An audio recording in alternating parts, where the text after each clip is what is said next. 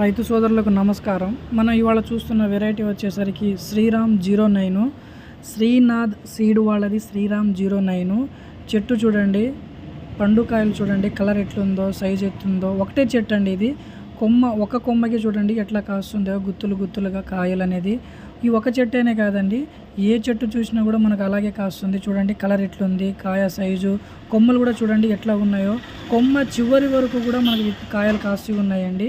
అలాగే పచ్చికాయన పైన స్టెప్ బాగానే ఉందండి, పైన బొబ్బ ఏం లేదండి, ముడత కూడా ఏం లేదు.